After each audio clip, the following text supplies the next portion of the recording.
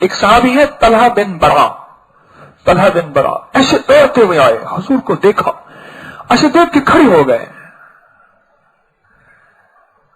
اتنا ڈٹھیا میرا صبر نہ آوے تو میں ہور کتنے وال پجا ہو تے مرشد دا دیدار ہے باہو مینوں لکھ کروڑا حجا ہو۔ اور اس میں شرک نہیں ہے، اس کی گہرائی میں چلے جانا، یہ جو میں نے کہا ہے نا کہ ایک صوفی درویش کا کلام، مینوں لکھ کروڑا حجا ہو، باپ کو دیکھنے سے کیا ملتا ہے؟ مقبول حج کا ثواب ملتا ہے، اور ماں باپ ذریعہ بنتے ہیں زمین پہ لانے کا، اور مرشد ذریعہ بنتا ہے زمین سے اوپر جنت آسمان اللہ کی بارگاہ میں مقام۔ مرشد دیدہ اتنا ڈٹھیا میرے صبر نہ آوے۔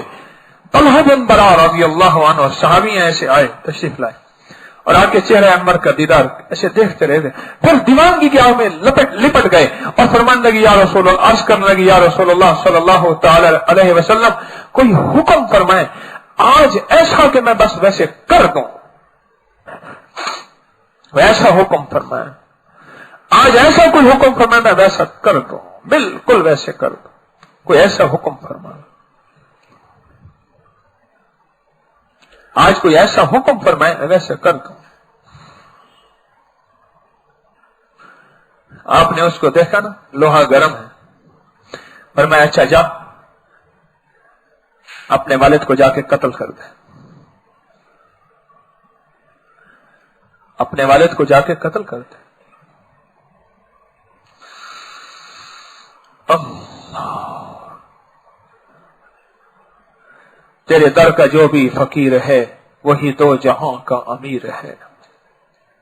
حضور کو اس نے پکڑا ہوا تھا، چھوڑ دیا ایک دم اور تلوار کو سونپا اور ہی گیا، اور حضور نے پیچھے سے بلایا ادھر آ، کہاں جا رہا؟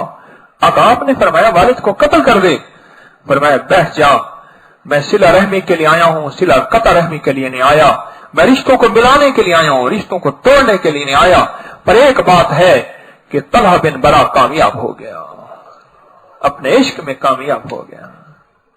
عشق کریں دا دھوئے، نہ کھد دے تھے نہ کھوئے، تیرے عاشقوں سے سیکھا تیرے سنگ در پہ مرنا، مجھے آ گیا ہے جینا، مجھے آ گیا ہے مرنا، مجھے کچھ خبر نہیں تھی تیرا درد کیا ہے یا رب۔